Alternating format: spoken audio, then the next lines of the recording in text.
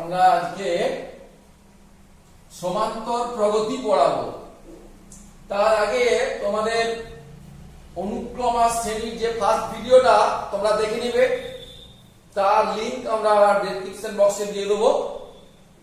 আর এই অনুক্রম বা সিকোয়েন্স আর প্রগতি একই জিনিস, শুধুমাত্র পার্থক্য হচ্ছে যে এর প্রতিটা পদের সঙ্গে লজিক্যাল একটা এক্সপ্রেশন তো থাকবেই, তার সঙ্গে ম্যাথমেটিক্যাল এক্সপ্রেশনও থাকবে। কিরকম দেখো, আমি যদি কতগুলো পদ নিই, যেমন মনে করো 2, 4, 6, 8, দেখো এই একটা পদ, এই একটা পদ, এই একটা পদ, এই একটা পদ। আমি যদি বলি যে সিকোয়েন্সটা 2n, তাহলে n এর মান যদি 1 বলি তাহলে এটা 2, n এর মান যদি 2 বলি এটা 4, এই এরকম একটা ম্যাথমেটিক্যাল ফর্ম থাকে। দেখো বলছি প্রগতি। প্রগতির আজকে আমরা পড়াবো সমান্তর প্রগতি। এছাড়া আমাদের গুণোত্তর প্রগতি আছে এবং বিপরীত প্রগতি আছে, সেগুলো আলাদা করে ভিডিও আমরা আলোচনা করব। আজকে আমরা সমান্তর প্রগতি করব। আচ্ছা দেখো, প্রতিটি প্রগতির কিন্তু আমরা পদগুলোকে আমরা ইউএন বলি, n টা ইউএন। এখন দেখো n তম পদ tn আর n টি পদের সমষ্টি sn যদি দেখি, তাহলে প্রথম পদটা কি লিখবো t1, দ্বিতীয় পদ t2। এটা কিন্তু যে কোনো প্রগতির ক্ষেত্রেই হবে, সমান্তর বা গুণোত্তর বা বিপরীত যাই হোক। তৃতীয় পদ t3 ইত্যাদি ইত্যাদি। তাহলে sn মানে কি লিখতে পারি না, t1 plus t2 plus t3 plus dot dot dot plus tn minus 2 plus tn minus 1 plus tn। এবার আমরা যদি sn মাইনাস 1 বলি, মানে sn মাইনাস 1 টি পদের সমষ্টি, সেটা কি হবে? সেটা ইকুয়াল টু দেখো t1 t2 t3 plus dot dot dot plus tn minus 2 plus tn minus 1। এটা হবে না? এবার যদি বিয়োগ করে দিই, তাহলে এই সবগুলো বিয়োগ চিহ্ন দিয়ে দাও, তাহলে দেখো এখানে লিখতে পারি sn মাইনাস sn মাইনাস 1, সব কেটে চলে যাবে, সব কেটে চলে যাবে, তাহলে tn। তাহলে এটা একটা আমার সূত্র গেল, n তম পদ tn equal to sn minus sn minus 1। তাহলে n তম পদে কি লিখবো আমরা? tn equal to sn minus sn minus 1। এটা কিন্তু যে কোনো প্রগতির ক্ষেত্রেই হবে। এটা কিসের ক্ষেত্রে হবে না, সমান্তর প্রগতি, এরিথমেটিক্যাল প্রোগ্রেশন, এই যে এপি, বা গুণোত্তর প্রগতি, জিওমেট্রিক্যাল প্রোগ্রেশন, বিপরীত প্রগতি, হারমোনিক প্রগতি, যে কোনো ক্ষেত্রে, যে কোনো সিকোয়েন্সের ক্ষেত্রে হবে। তাহলে আমাদের n তম পদ tn equal to sn minus sn minus 1।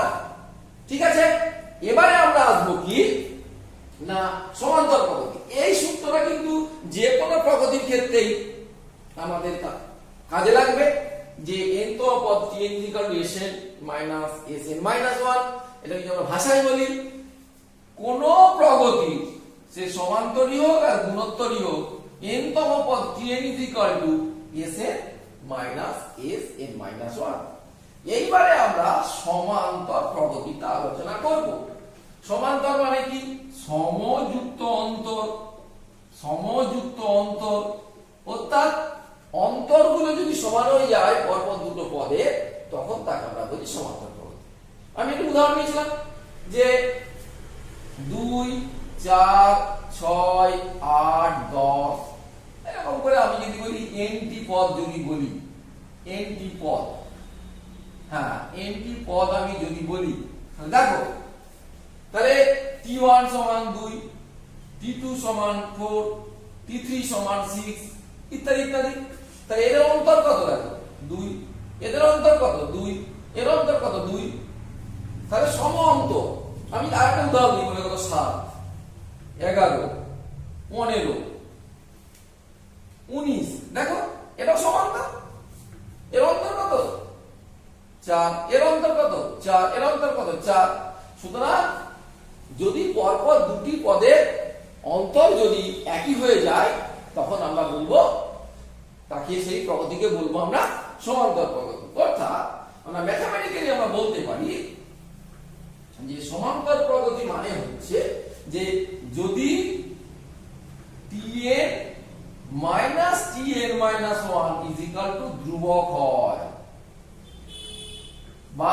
n বর্জিত হয়। কেউ যদি বলে টি আর মাইনাস একই ব্যাপার, সমান ধ্রুবক হয়, তখন আমরা সেই প্রগতিকে আমরা বলবো সমান্তর প্রগতি, বিয়োগফল কিন্তু। এবারে আমরা আমাদের যে ম্যাথমেটিক্যাল ভাবে আমরা যে লিখি যে চিহ্নগুলো দিয়ে আমরা একটু আলোচনা করি। দেখো আমরা কি করছি।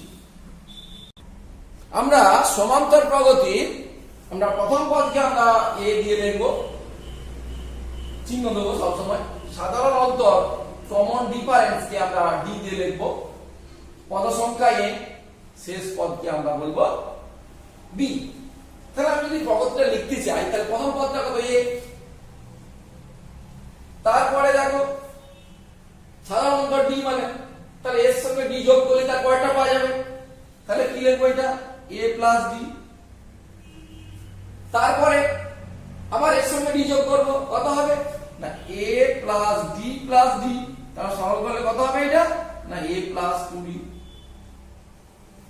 তারপরটা কত হবে a প্লাস 2d, তার সঙ্গে আবার d যোগ করব, তাহলে a প্লাস 3d। তারপরটা কত হবে না a প্লাস 4d, তারপরটা a প্লাস 5d, এরকম করে বলতে থাকি কতভাবে আসছি আমরা। দেখো আমরা এটা 1 নম্বর পদ, এটা 2 নম্বর পদ, এটা 3 নম্বর পদ, এটা 4 নম্বর পদ, এটা 5 নম্বর পদ, এটা 6 নম্বর পদ। তাহলে দেখো তো এই 1 নম্বর পদকে আমরা a লিখেছি, পরে আসছি। দেখো এটাকে a প্লাস d টাকে লিখি যে 2 1 ইনটু d। কেন d এর সহগটা 1 আছে, 2 1। 2 কেন আনলাম, এই 2 জানার জন্য। এটা কত হবে না a প্লাস 3 1 ইনটু d। এই যে 2 হবে, কেন 3 আনলাম, 3 এখানে আছে বলে।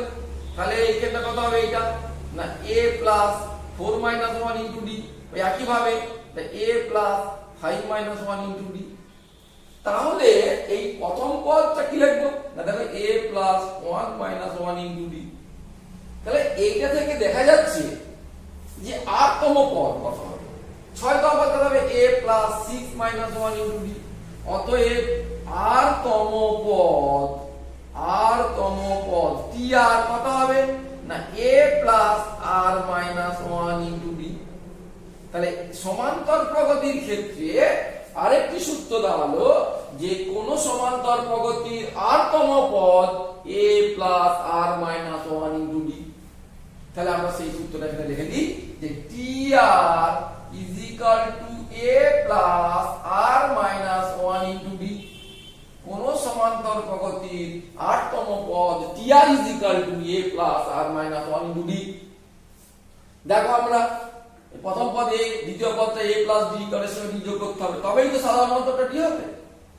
তার সঙ্গে d যোগ করেছি 2d এসেছে, তার সঙ্গে d যোগ করেছি 3 এসেছে। সেকেন্ড দিকে আমরা চলে এলো 8 তম পদ T R is equal to a plus r minus 1 into d। এবারে আমরা সেই শেষ পদটা n তম, তো তাহলে n তম পদ কত হবে, এখানে n বসিয়ে দেবো। n তম পদ tn কত হবে না a plus n minus 1 into d। যদি বলে 14 তম পদ t14 কত হবে না কত না a প্লাস 14 মাইনাস 1 মানে 13 ইনটু d। সুতরাং কোন প্রগতি আমরা 8 তম পদ tr is equal to a plus r minus 1 into d, যেখানে প্রগতি প্রথম পদ হচ্ছে a এবং সাধারণ অন্তর হচ্ছে d। এবারে আমরা একটা প্রগতির সমষ্টি বার করি যে n সংখ্যক পদের সমষ্টি কত হবে আমরা একটু লিখি। মনে করো প্রগতিটার n তম পদের সমষ্টি sn। তাহলে প্রথম পদটা বলেছি a, সাধারণ অন্তর d আর শেষ পদটা d। তাহলে প্রথমটা a ছিল। আচ্ছা এবার প্রগতির সমষ্টি চাইছি, তো তখন কিন্তু শ্রেণী চলে এসেছে। প্রগতি বলতে কিন্তু কমা কমা দিয়ে লিখছিলাম, এবার যখনই শ্রেণী চলে আসবে তখন থেকে বলবো কিন্তু আমরা সমান্তর শ্রেণী, যখন যোগফলটা করছি। আর যোগফলটা না করলে প্রগতি। তাহলে আমি এই সমান্তর শ্রেণীর যে আমি সমষ্টি বার করতে যাচ্ছি, প্রথম পদে প্লাস দ্বিতীয় পদটা কত না a প্লাস d, তৃতীয় পদটা কত না a প্লাস 2d। এই যে তৃতীয় পদ a প্লাস 3 মাইনাস 1d। এইবারে দেখো শেষ পদটা কত বলেছি, তাই তো?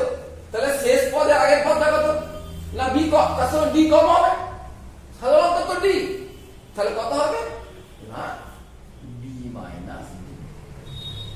তার আগে একটা কথা হবে না আরো ডি কম হবে, কত হবে না বি মাইনাস টু ডি।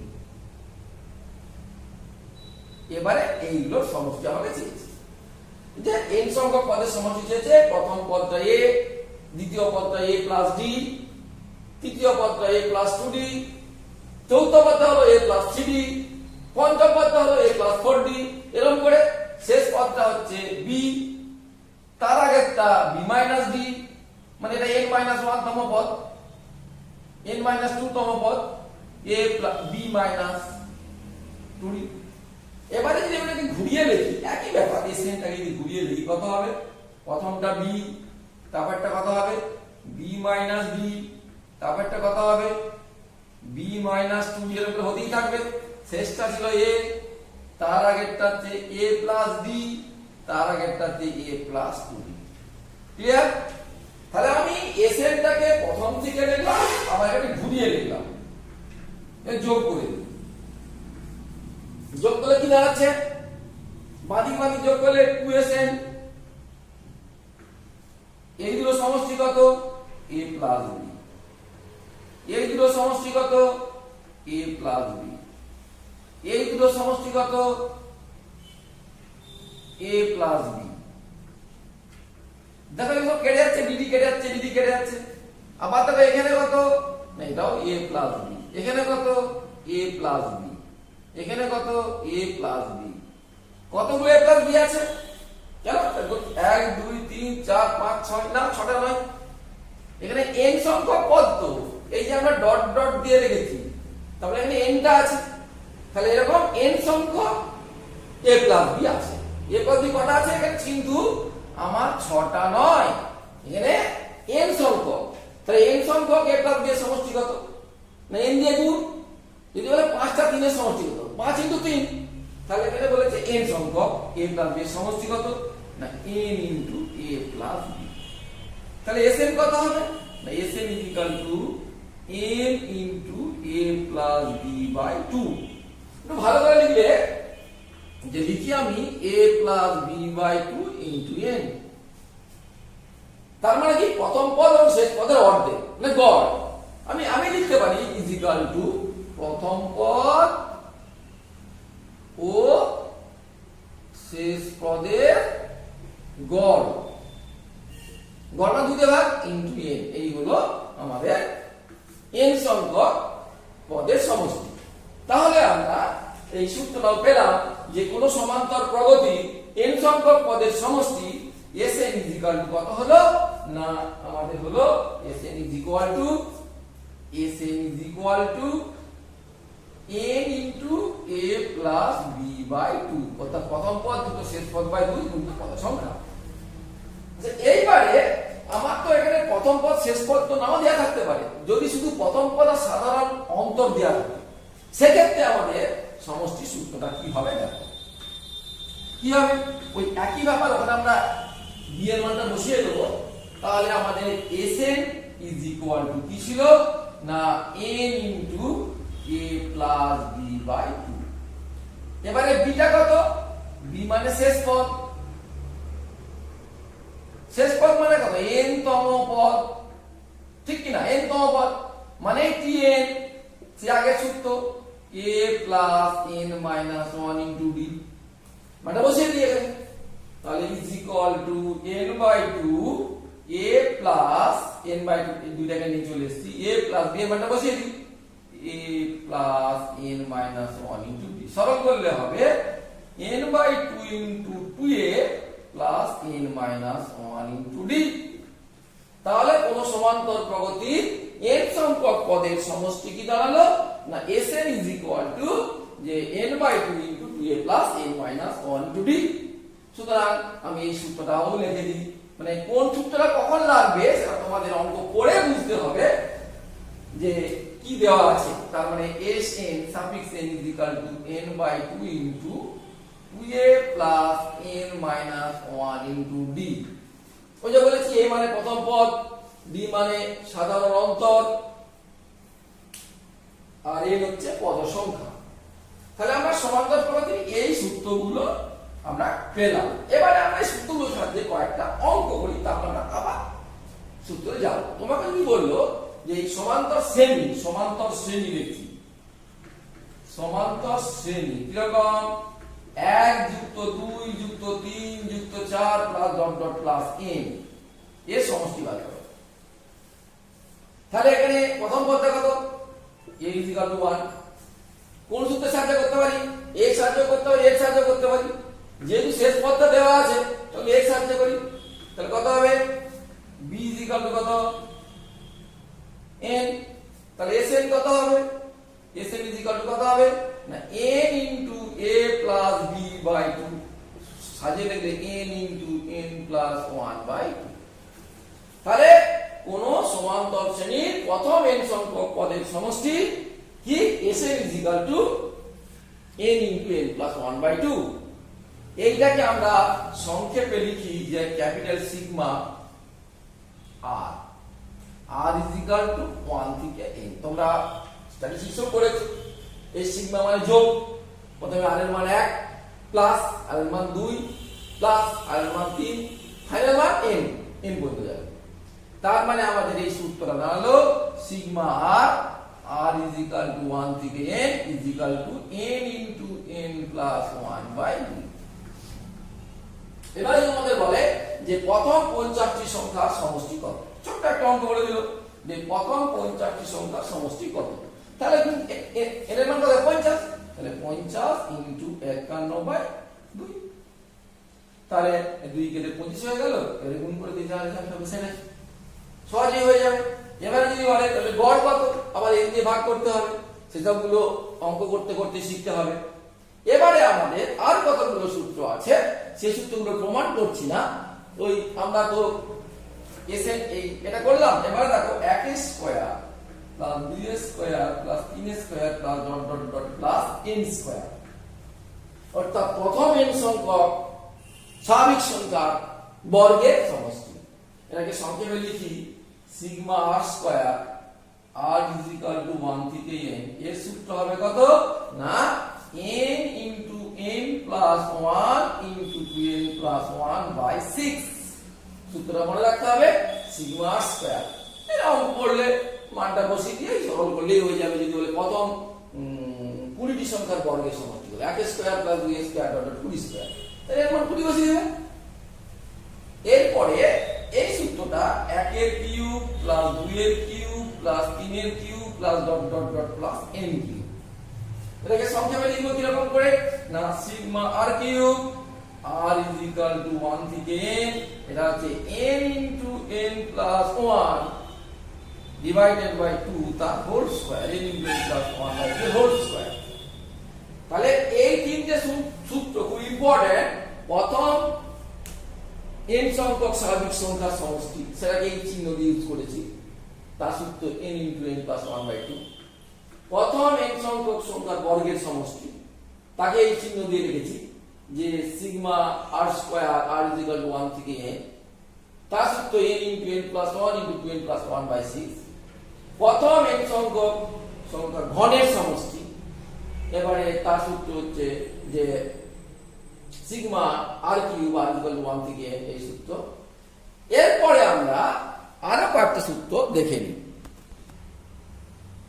দেখো এই সূত্রটা যে 1 to the power 4 plus 2 to the power 4 plus 3 to the power 4 plus করে নিয়ে এরকম n to the power 4, এই সূত্রটা বইয়ে কিন্তু পাবে না। দেখো এই সূত্রটা যে আমরা সংক্ষেপে লিখতে পারি যে r = 1 থেকে n পর্যন্ত r to the power 4। এইটা হচ্ছে দেখো সেই প্রথম n সংখ্যক সংখ্যার বর্গের সমষ্টি সূত্রের মতো, n into n plus 1 into 2n plus 1 by 6 into লাস্টে এই পদ্ধতি লাল কালারে লিখে দিই, important, 3n square plus 3n minus 1 by 5। এটা প্লাস কিন্তু মাইনাস নয়। এই অঙ্কটা আমাদের কাজে লাগতে পারে, বিশেষ করে 12 এ যখন তোমরা ইন্টিগ্রেশন করবে, সেখানে এই ধরনের অঙ্ক একটা দিতে থাকবে যে 1 to the power 4 plus 2 to the power 4 plus 3 to the power 4 করে n to the power 4। এই সূত্র হচ্ছে এই সূত্র যে n into n plus 1 into 2n plus 1 by 6 into 3n square plus 3n minus 1 by 5। এটা কাজে লাগবে তোমাদের। দেখে এরপরে আমরা আরো কয়েকটা সূত্র আলোচনা করার আগে আরো কয়েকটা টপিক আমি আলোচনা করে দিই, তোমাদের বইয়ে আছে। যদি তোমাদের সমান্তর প্রগতিভুক্ত 3টে শ্রেণী থাকে এবং তাদের সমষ্টি দেওয়া থাকে, মন দিয়ে শোনো কি বললাম, সমান্তর প্রগতিভুক্ত 3টে পদ এবং তার সমষ্টি দেওয়া আছে, সেক্ষেত্রে কিন্তু আমরা ধরবো পদগুলো ওই আলফা মাইনাস বিটা, আলফা আর আলফা প্লাস বিটা। যদি 3টি পদ সমান্তর প্রগতিভুক্ত হয় এবং তাদের সমষ্টি দেওয়া থাকে, সেক্ষেত্রে আমাদের ধরবো 3টি পদ আলফা মাইনাস বিটা, আলফা আর আলফা প্লাস বিটা। কেন আমরা ধরবো এইভাবে? না দেখো, এদের অন্তর্গত বিটা, এই যে এদিকে বিয়োগ করলে কত বিটা, এটা বিটা। যদি 3টি পদ থাকে, 3টি পদ, যদি 4টি পদ থাকে তাহলে কিন্তু অন্য হয়ে যাবে। কিরকম? এই alpha minus 3 beta, alpha minus beta, alpha plus beta, alpha plus 2 beta. কেন? যোগ করলে দেখো বিটা বিটা গুলো কেটে যাচ্ছে। আমি যদি এরকম করে ধরতাম তাহলে কিন্তু আমাদের এই যোগফলটাতে বিটা কাটতো না। আমি যদি ধরতাম যে alpha minus beta, alpha, alpha plus beta, alpha plus 2 beta, এদের সাধারণ অন্তর কিন্তু বিটা ঠিকই আছে, কিন্তু যোগ করলে বিটাটা কাটবে না। তো ওই জন্য আমরা এখানে সাধারণ অন্তর 2 বিটা করে নিয়েছি, এর বিয়োগ করলে 2 বিটা, এটাও 2 বিটা। ওই জন্য আমরা 4টি পদ যদি থাকে, এটা তো এইটাও সমান্তর প্রগতিভুক্ত ঠিকই, কিন্তু এরকম করবো না। কেন? না যোগ করলে বিটা কাটবে না।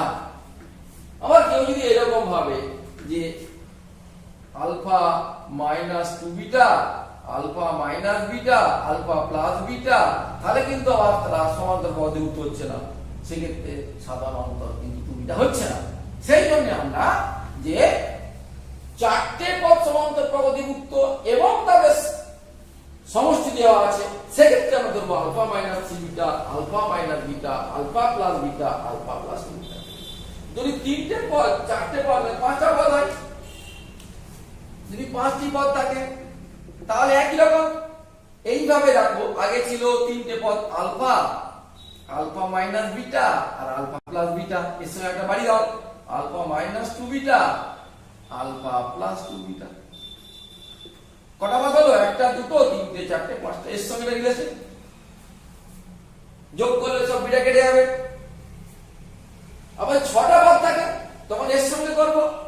6টি পদ যদি থাকে তাহলে দেখো এটাকে লিখে দিই, তাহলে alpha minus 3 beta, alpha minus beta, alpha plus beta, alpha plus 2 beta. এখানে কত হবে? 2 কমই দাও, আলফা মাইনাস 5 বিটা, এখানে আলফা প্লাস 5 বিটা। যখন তোমরা গুণোত্তর প্রগতি করবে সেখানেও এই কনসেপশন লাগবে, সেটা পরে আমরা তখন আলোচনা করবো। যাই হোক, তাহলে আমরা সমান্তর প্রগতিভুক্ত যদি 3টে পদ থাকে এবং সমষ্টি দেওয়া থাকে, সেক্ষেত্রে এরকম ধরবো।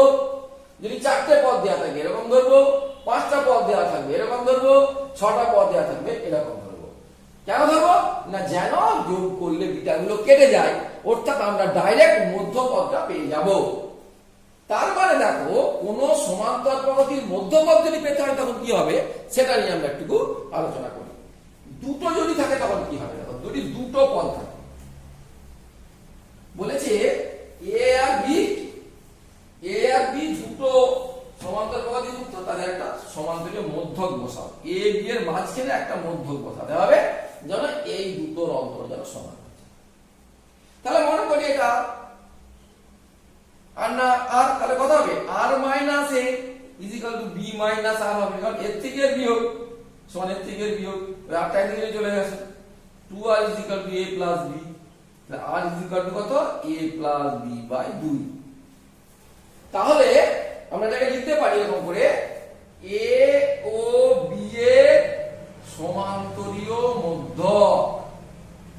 সমান্তরীয় মধ্যক কত হবে? না a প্লাস b বাই 2। দুটো যোগ করে 2 দিয়ে ভাগ। যদি 3টে হয়, দেখো তো যদি সমান্তর প্রগতিযুক্ত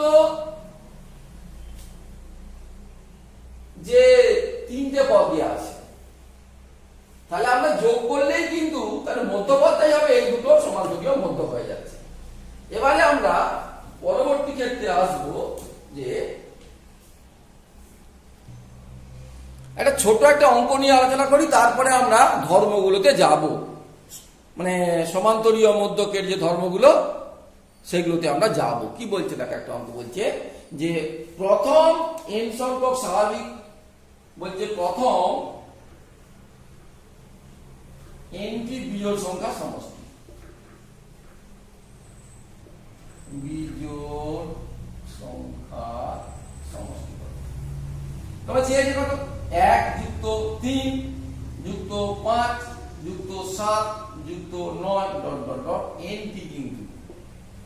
তাহলে আমি এখানে শেষ পদটা বার করতে যাব না, তাহলে আমাদের Sn এর সূত্র কি আছে, Sn কত, n/2 into 2a plus n - 1 into b।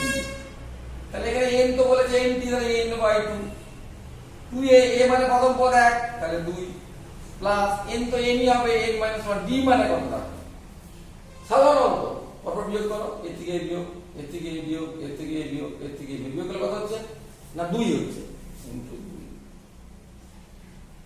তাহলে সব করলে কত হচ্ছে না n/2 into 2 plus 2n minus 2, তাহলে 2 এ 2 এ কেটে গেল, তাহলে কত দাঁড়ালো n/2 into 2 into n, n কেটে গেল সমান n স্কয়ার। তো মজার সূত্র, তাহলে এটা সমান হয়ে গেল n স্কয়ার। তাহলে প্রথম n সংখ্যক বিজোড় সংখ্যার সমষ্টি হচ্ছে একদম পূর্ণবর্গ সংখ্যা, এরকম অঙ্ক থাকতেও পারে। এইবারে এটাকে আরেকটু সুন্দর করে দিলে হবে এরকমই, n তম পদটা কত হবে দেখো, এর n তম পদ কত হবে, tn, tn ইকুয়াল টু কত না a, সূত্র লিখে দিই a plus n minus 1 into d, তাহলে a মানে কত 1 প্লাস n তো n মাইনাস 1 ইনটু d মানে কত 2, সলভ করলে হবে a plus 2n minus 2 is equal two 2n minus 1। তাহলে শেষ পদটাকে আমরা লিখতে পারি 2n মাইনাস 1। এইবারে যদি তোমাকে বলে এরকম একটা অঙ্ক না কোষে উত্তর বার করতে পারবো, যদি বলে এরকম যে 1 যুক্ত 3 যুক্ত 5 যুক্ত 7 ডট ডট ডট প্লাস 49, এটা সমষ্টি কত, তাহলে 49 কে আমরা 2n - 1 দিয়ে লিখি, তাহলে এই পদ সংখ্যা পেয়ে যাব। কত হবে না 48, 1 বিয়োগ করে দাও, তাহলে 48 কত বলো, 2n - 1 তখন তো 48 না, 48 নয় 49 ছিল বিয়োগ সংখ্যা 49, তাহলে 2n কত 50, n 25। তাহলে আমরা লিখতে পারি 49 কে লিখতে পারি কত 2 গুণিত 25 মাইনাস 1, তাহলে কত না 25 স্কয়ার সমান 625। তাহলে মোট পদ সংখ্যাটা দিয়ে নিতে হবে বা শেষকে আমরা 2n - 1 দিয়ে লিখতে হবে, ঠিক আছে। তাহলে প্রথম n সংখ্যক বিজোড় সংখ্যার সমষ্টি হচ্ছে কি না n স্কয়ার। তো n এর মানটা জানতে পারলে কতগুলো n, শেষ পদ দেওয়া থাকলে আমি কতগুলো n টা জানতে পারলে n স্কয়ার হয়ে যাবে। আমরা এইভাবে প্রথম nটি বিজোড় সংখ্যার সমষ্টি পাবো। আচ্ছা, এখানে আমি আরেকটা ছোট্ট অঙ্ক নিয়ে আলোচনা করছি, দেখো বলছে কোন প্রগতির p সংখ্যক পদের যোগফল 3p স্কয়ার প্লাস 5p হলে দেখাও যে প্রগতিটি একটি সমান্তর প্রগতি। তা এটা তো তোমাদের একটু আমি অন্যভাবে করাবো। তাহলে দেওয়া আছে কি, দেওয়া আছে কি দেওয়া আছে না sp is equal to 3p square plus 5p। এবারে আমি যদি বলি tp মানে p-তম পদ, তো যে কোনো প্রগতির ক্ষেত্রে তোমরা বলতে পারি tp is equal to sp minus sp minus 1, এই প্রথমেই বলেছি।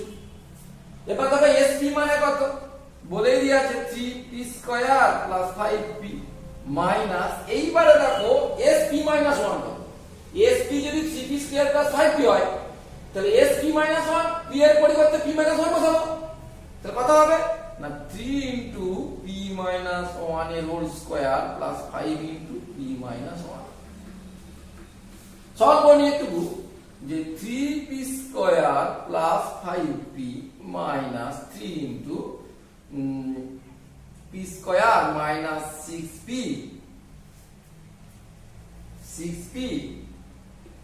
তাই তো 6p। দেখো ক্যালকুলেশনটা সরল করলে হলো যে এইগুলো ক্যালকুলেশন করলে এখানটা 3p square minus p minus 2 solve করলে 6p প্লাস 2। তাহলে আমাদের যে কি হলো না এই tp হয়ে গেল কত না কত 6p প্লাস 2। ক্লিয়ার? এবারে দেখো পরপর দুটো পদের অন্তর বার করতে হবে এবং সেইটাকে দেখাতে হবে p এর উপর নির্ভর করে না। এবারে দেখো tp মাইনাস 1 পরপর দুটো পদের অন্তর বার করছি। সেটা যে সমান হবে তো আমি জানি না, সমান দেখাতে পারলেই আমি সেটাকে বলতে পারি এটা সমান্তর প্রগতি। তাহলে আমি ক্যালকুলেশনটা করি, তাহলে 6p প্লাস 2 মাইনাস সেকেন্ড ব্র্যাকেটে একই রকম ক্যালকুলেশন যে p এর পরিবর্তে বসাবো আমরা p মাইনাস 1 প্লাস 2 সরল করি। তাহলে 6p plus 2 minus 6p plus minus plus হয়ে যাবে 6 মাইনাস 2 কেটে গেল। তাহলে কত হয়ে গেল 6। যাহা p নিরপেক্ষ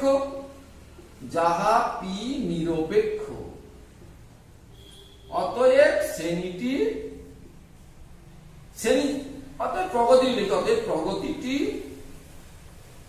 প্রগতিটি সমান্তর।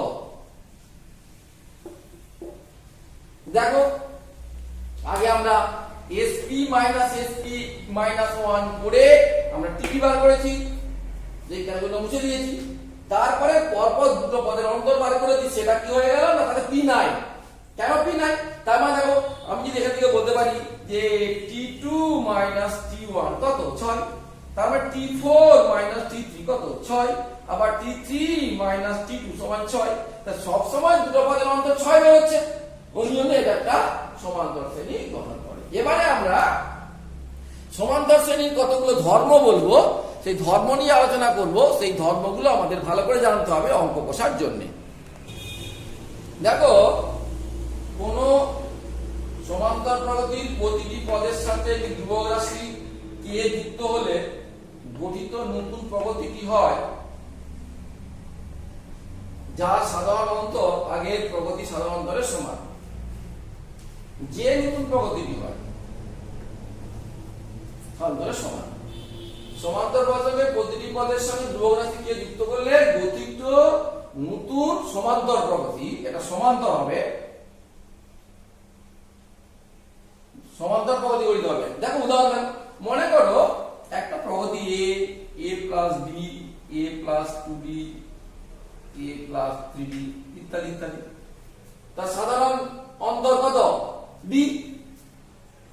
এইবারে আমি তার সাথে k যোগ করে দিচ্ছি, তাহলে a প্লাস k, তারপরটা কত হবে কমা কমা দিয়ে লিখি a plus b plus k, a plus 2b plus k, a plus 3b plus k। এবার এদের সাধারণ অন্তর বিয়োগ করো, এগুলো বিয়োগ করলে কত হবে a plus d plus k minus a minus k সমান d। আবার এগুলো বিয়োগ করো d হবে, তাহলে এক্ষেত্রেও d হচ্ছে। তাহলে কোন প্রগতির প্রতিটি পদের সাথে একটি ধ্রুবক রাশিকে যুক্ত করলে গঠিত যে নতুন সমান্তর প্রগতি হয় তার সাধারণ অন্তর আগের সাধারণ অন্তরের মানের সঙ্গে সমান। তার মানে এখানে দুটো ধর্ম, একটা হচ্ছে যে প্রগতিটা হলো সেটাও সমান্তর প্রগতি, তার সঙ্গে আরেকটা ধর্ম হলো কি না আগের সাধারণ অন্তরে যা এরও সাধারণ অন্তর। এবারে দেখো আমরা কে যুক্ত না করে যদি বিয়োগ করি, দু নম্বর ধর্ম কি হবে, জাস্ট এখানে বিয়োগ করে দাও, বিয়োগ করে দাও একই ব্যাপার, এই বিয়োগ আর এখানে প্লাস হয়ে কেটে চলে যাবে। তার মানে এই দুটো মিলে কি দাঁড়ালো যে কোন সমান্তর প্রগতির প্রতিটি পদের সাথে কোন একটি ধ্রুবক রাশি যোগ করি বা বিয়োগ করি, যে নতুন প্রগতিটি গঠিত হবে সেটাও একটা সমান্তর প্রগতি হবে এবং যার সাধারণ অন্তর আগের যে প্রগতি ছিল তা সাধারণ অন্তরের সঙ্গে সমান হবে। ঠিক আছে, এইটা গেল আমাদের দুটো প্রপার্টি একসঙ্গে। এবারে দেখো দেখো সমান্তর প্রগতির প্রতিটি পদের সাথে একটি ধ্রুবক রাশি কে গুণলে গঠিত যে নতুন সমান্তর প্রগতি গঠিত হয় তা সাধারণ অন্তর আগের প্রগতি সাধারণের কে গুণ। ঠিক এখানেও দুটো ধর্ম একসঙ্গে বলে দেওয়া হলো যে কে গুণ করলে যে প্রগতিটা হবে সেটাও একটা সমান্তর প্রগতি হবে, কিন্তু তার সাধারণ অন্তর আগেরটা কে গুণ হয়ে যাবে। দেখো আলোচনাটা বলি আমরা। একটা সমান্তর প্রগতি A plus B, A plus 2d, A plus 3d, শেষ পদটা কত A plus n minus 1 into d লিখলাম। এবারে বলছি আমরা কে গুণ করি, তাহলে নতুন প্রগতিটা কি হবে একটু লিখি। নতুন প্রগতিটা আমাদের এরকম হবে, কে দিয়ে গুণ করলে হবে যে, আচ্ছা তার আগে সাধারণ অন্তরটা d নিশ্চয়, সেটাই করেছি। তাহলে কে গুণ করি, তাহলে কত হবে এটা a কে, এটা a কে প্লাস d কে, এটা কত a k plus 2d K, a k plus 3d কে, আর লাস্টেরটা হবে a k plus n minus 1 into d কে। দেখো বিয়োগ করো, এই যে বিয়োগ করলে কত হবে না a k plus d K minus a কে কেটে গেল, তাহলে কত হয়ে গেল d কে। আবার এই দুটো বিয়োগ করো, তাহলে a k plus 2d K minus a K minus d কে, তাহলে d কে হলো। সব ক্ষেত্রে বিয়োগ করলে d কে হলো। তাহলে এটা সাধারণ অন্তর কত হলো, সাধারণ অন্তর কত হলো না d কে। ক্লিয়ার? তার মানে সমান্তর প্রগতির প্রতিটি পদের সাথে একটি ধ্রুবক রাশি কে গুণ করলে যে নতুন সমান্তর প্রগতি গঠিত হয় তা সাধারণ অন্তর আগের প্রগতি সাধারণ অন্তরের কে গুণ। এই যে দেখতে পাচ্ছি আগেরটা ছিল d, এখন হয়ে গেল d কে। এরপরে আমাদের যদি কে দিয়ে ভাগ করি কি হবে সেটা দেখো। দেখো সমান্তর প্রগতির প্রতিটি পদের সাথে একটি ধ্রুবক রাশি কে দিয়ে ভাগ হলে গঠিত যে নতুন প্রগতিটি হয় তা সাধারণ অন্তর আগে সাধারণ প্রগতি সাধারণ অন্তরের কে অংশ। দেখো একই রকম ব্যাপার। আবার a plus d, a plus 2d, a plus 3d plus dot dot plus কেন প্রগতি বলছি a plus n minus 1 into d। কে দিয়ে ভাগ করলে কত হবে a by k plus d by k, a by k plus 2d by k, a by k plus 3d by k, তেমনি a by k plus n minus 1 into d by k। এবার একটা সমান্তর প্রগতি। কেন এটা অন্তরগুলো বিয়োগ করো, এটা প্রথম পদ দ্বিতীয় পদ, এর বিয়োগ করলে কত হচ্ছে এটা কেটে যাবে, তাহলে d বাই k, এটা কেটে যাবে, এটাও হয়ে যাবে d বাই k। তার মানে আমরা দেখতে পাচ্ছি প্রতিটার সাধারণ অন্তর d বাই k, অর্থাৎ যে প্রগতি তৈরি হলো সেটা একটা সাধারণ সমান্তর প্রগতি এবং তার সাধারণ অন্তর আগের প্রগতির সাধারণ অন্তরের কিন্তু কে অংশ হলো। এবারে দেখো আমাদের আরো কতগুলো ধর্ম আমাদের জানতে হবে। দেখো এতক্ষণ পর্যন্ত আমরা যে প্রগতি ধর্মগুলো আলোচনা করছিলাম এটা একটা প্রগতি। এবারে আমরা দেখো যে দুটো প্রগতি বলি, যেমন একটা প্রগতি আমরা ধরেছি যে a1 a2 a3 এরকম, আর একটা প্রগতি ধরছি আমরা b1 b2 b3। দুটো প্রগতি সাধারণত d1 এবং d2 ধরে নিয়েছি। তাহলে দুটো প্রগতি যে যোগ করি মানে প্রথম পদের সঙ্গে প্রথম পদ, দ্বিতীয় পদের সঙ্গে দ্বিতীয় পদ, তৃতীয় পদের সঙ্গে তৃতীয় পদ, এরকম করে যদি প্রগতি করি তো নতুন একটা প্রগতি হবে, সেটাও কিন্তু সমান্তর প্রগতি হবে এবং যা সাধারণ অন্তর d1 প্লাস d2। কিরকম দেখো, তাহলে প্রথম প্রগতিটা কত ছিল a1, তারপরটা কত পদটা a1 প্লাস d1 এই যে বলেছি, তারপরটা a2 plus d2, a3 plus d3, তারপরে a4 প্লাস d4। এটা একটা আমাদের প্রগতি, এক নম্বর প্রগতি। দুই নম্বর প্রগতিটা কি না b1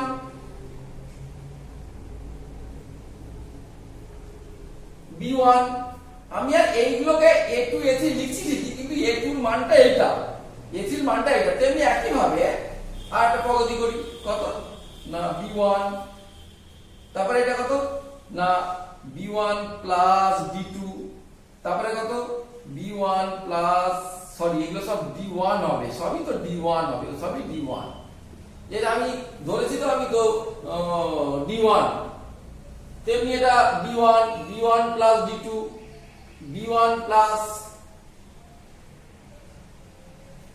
আচ্ছা একটু ভুল হয়ে গেল আমার, একটু ভুল হয়ে গেল, এটা একটু লিখতে হবে এরকম করে,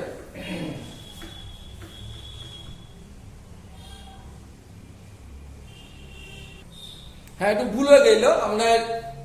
দেখো তাহলে প্রথমটা a1 a2 a3 লিখেছি ঠিক এইভাবে, অ্যাকচুয়ালি a1 টা a1, তাহলে a2 টা কত a1 প্লাস d1, যেহেতু সাধারণ অন্তর d1 বলেছি, a3 টা কত তাহলে a1 প্লাস 2d1, a4 টা লেখা নেই a1 প্লাস 3d1।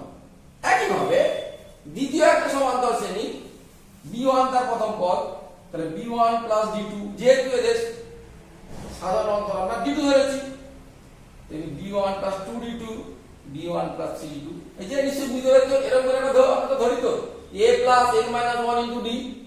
এবারে দেখো এটা যোগ করে দিচ্ছি, এই যে যোগ করলাম, দুটো প্রগতি যোগ করছি, তাহলে কত a1 প্লাস b1 প্রথম পদ, এগুলো যোগ করে দেখো a1 প্লাস b1 টা একসাথে লিখেছি, d1 প্লাস d2 আরেকটা লিখেছি, আবার এটা যোগ করছি a1 প্লাস b1 টা একসাথে লিখেছি, 2 কমন নিয়ে d1 প্লাস d2, আবার এটা যোগ করছি a1 প্লাস b1 একসাথে লিখেছি, 3 ইনটু d1 প্লাস d2, এই যে 3 কমন নিয়ে। তার মানে দেখো এই যে নতুন শ্রেণীটা হলো, এই যে নতুন শ্রেণীটা হলো, তার প্রথম পদ a1 b1 যোগ করেছি, দেখো অন্তরটা d1 plus d2, 2 into d1 plus, তার মানে প্রত্যেকটা d1 প্লাস d2 করে বেড়ে যাচ্ছে, অর্থাৎ যে নতুন প্রগতি তৈরি হচ্ছে তার সাধারণ অন্তর হবে আগের যে প্রগতি দুটো ছিল তাদের সাধারণ অন্তরের সমষ্টি। এবারে আমি যদি এগুলো বিয়োগ করতে চাই, এগুলো যদি আমি বিয়োগ করতে চাই, যদি বিয়োগ করতে চাই তাহলে কি হবে, বিয়োগ বিয়োগ বিয়োগ, তাহলে এটাও বিয়োগ হয়ে যাবে, এটাও বিয়োগ হয়ে যাবে, তখন একই থাকবে, এবার শুধু বিয়োগ করবো, ধরুন এটা b1, তাহলে এটাও মাইনাস হয়ে যাবে, আর এটাও মাইনাস হয়ে যাবে, এটাও মাইনাস হয়ে যাবে, এটাও মাইনাস হয়ে যাবে, এটাও মাইনাস হয়ে যাবে, এটাও মাইনাস হয়ে যাবে। তার মানে দেখতে পাচ্ছি আমরা এদের সাধারণ অন্তর কত না d1 মাইনাস d2। এবারে দেখো যেগুলো বলা হলো না তার মানে সেগুলো নিশ্চয়ই সিদ্ধ করবে না। যেমন দেখো দুটো প্রগতি আমরা এই যে প্রপার্টি নিয়ে আলোচনা করছি, যে আমি যদি গুণ করে দিই যে নতুন প্রগতি হবে, দুটো প্রগতি আছে তাদেরকে গুণ করে দিলে যে নতুন প্রগতি হবে, সেটা কিন্তু সমান্তর প্রগতি হবে না, যোগ করলে হবে বা বিয়োগ করলে হবে। আবার দেখো যদি একটা প্রগতি, একটা এক্সাম্পল দিয়ে দেখি, যদি একটা প্রগতি বর্গ করি বা ঘন করি বা বর্গমূল করি বা ঘনমূল করি, সেটাও কিন্তু সমান্তর প্রগতি হবে না। যেমন মনে করো আমি ছোট্ট একটা এক্সাম্পল দিয়ে বলি যে 1 2 3 4 5 ডট ডট এ, অর্থাৎ ন্যাচারাল নাম্বারের প্রগতি নিচ্ছি, এটা নিশ্চয়ই প্রগতি, কারণ প্রথম প্রতিটা সাধারণ প্রগতি তো বটে এবং সমান্তর প্রগতি। কেন না সাধারণ অন্তর 1, সাধারণ অন্তর 1, প্রতিটারই অন্তর 1। এবার দেখো এই প্রগতি যদি বর্গ করে দিই তাহলে কত, 1 square 2 square 3 square 4 square 5 square, এটা কিন্তু একটা প্রগতি হলো না, কারণ এর অন্তর কত 3, এখানে কত 9 মাইনাস 4 মানে 5, এর কত 16 মাইনাস 9 মানে 7। সুতরাং কোন প্রগতিকে যদি আমরা বর্গ করি, প্রতিটা পদকে যদি বর্গ করি, যে নতুন একটা অনুক্রম আসবে ঠিকই, প্রগতি তো আসবে ঠিকই, সেটা কিন্তু আর সমান্তর প্রগতি হবে না, সেটা একটা সমান্তর প্রগতি হবে না। ঠিক আছে, এটা প্রগতি তো হবেই। যেমন হবে এটা কি লিখতে পারি n, তো তাহলে প্রগতি হচ্ছে n স্কয়ার, কারণ প্রতিটা পদকে x সাথে লিখতে পারি, সেটা সমান্তর নয়, গুণোত্তর নয়, বিপরীত নয়, কিন্তু প্রগতি। তাহলে কখন হবে না, না দুটো প্রগতিকে যদি আমরা গুণ করি, দুটো প্রগতির প্রতিটি পদকে যদি আমরা ভাগ করি, বা একটি প্রগতির পদগুলোকে যদি স্কোয়ার করি বা কিউব অথবা আমরা পাওয়ার যদি করি বা মূল করি, বর্গমূল ঘনমূল করি, তাহলে কিন্তু সেটা সমান্তরাল প্রগতি হবে না। এছাড়া আরো অনেকগুলো প্রপার্টি আমরা করব যখন আমরা গুণোত্তর প্রগতি পড়বো, যে গুণোত্তর প্রগতি হয়ে যাওয়ার পরে গুণোত্তর প্রগতি সমান্তরাল প্রগতি মিলিয়ে আমাদের কিছু ধর্ম থাকবে। সেগুলো তো এখন আমাদের গুণোত্তর প্রগতি তো এই ভিডিওতে হচ্ছে না, সুতরাং পরের ভিডিওতে তখন দেখবে, তখন আমরা একসঙ্গে করতে পারবো।